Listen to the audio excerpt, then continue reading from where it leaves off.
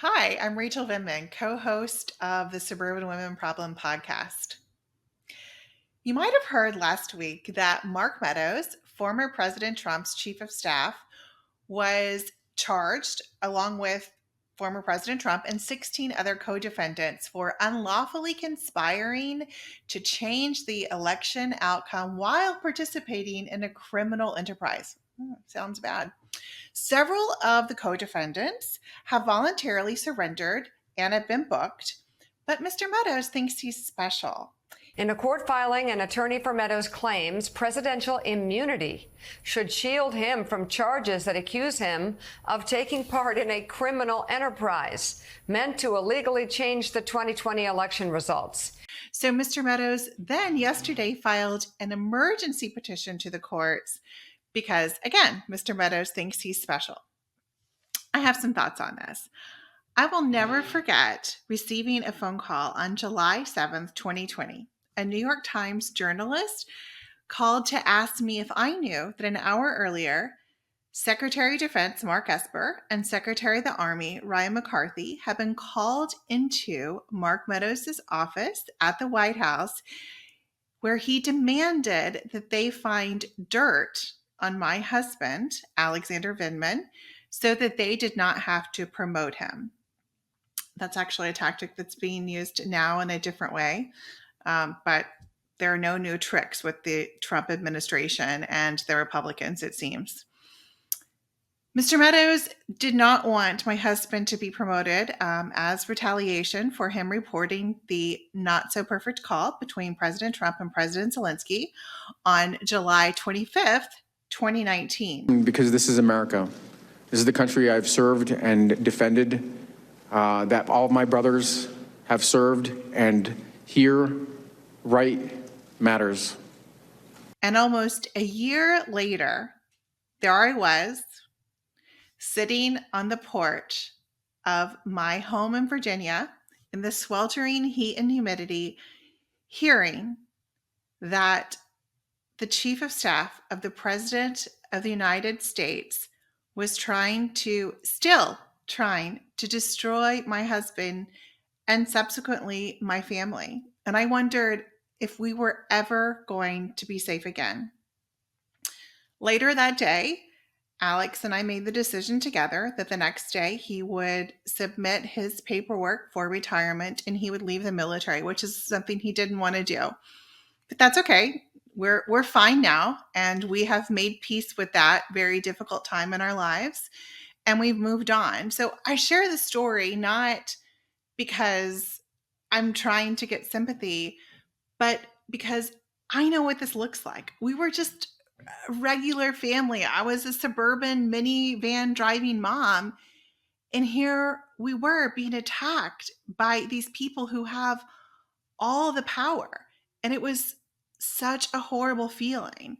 And I wondered if we were ever going to be safe again. Not just our family, but our entire country, because I knew how normal we were, how normal my life had been, and how they were trying to attack and destroy us. It was surreal. It still seems surreal.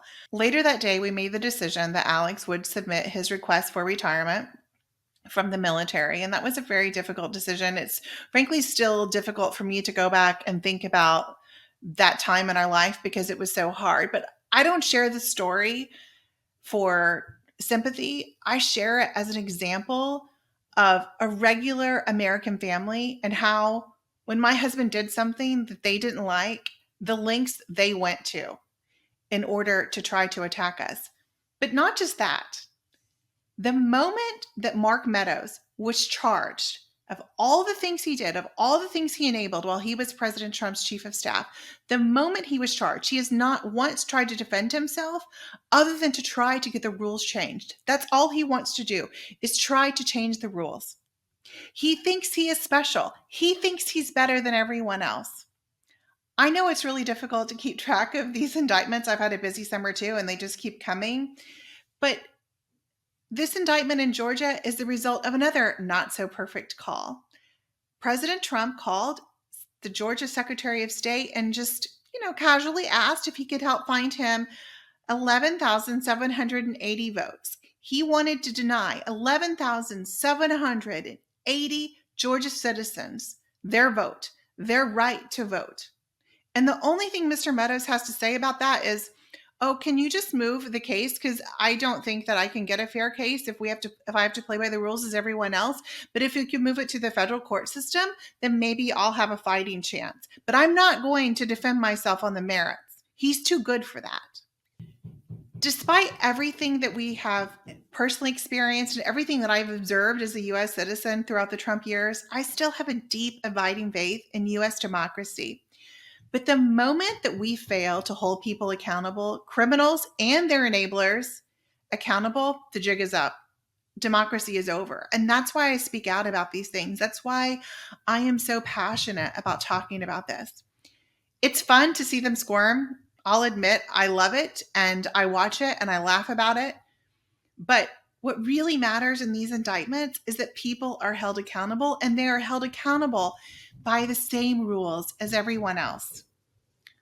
I think District Attorney Fani Willis is amazing. She is going after not only President Trump, but also his enablers, and they hate it. They hate that they have to follow the rules as everyone else. But Mr. Meadows, this is justice. This is what you tried to deny my husband. This is what you tried to deny the voters of Georgia. You are not above the law.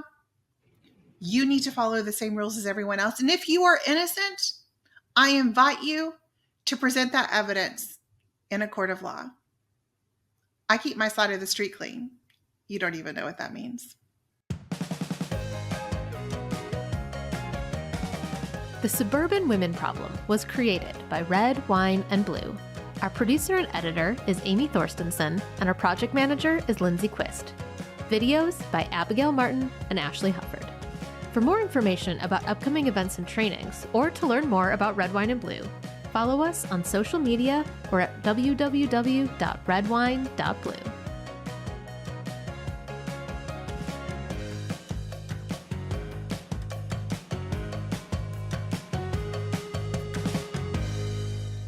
Hey Meidas Mighty, love this report? Continue the conversation by following us on Instagram at MeidasTouch to keep up with the most important news of the day. What are you waiting for? Follow us now.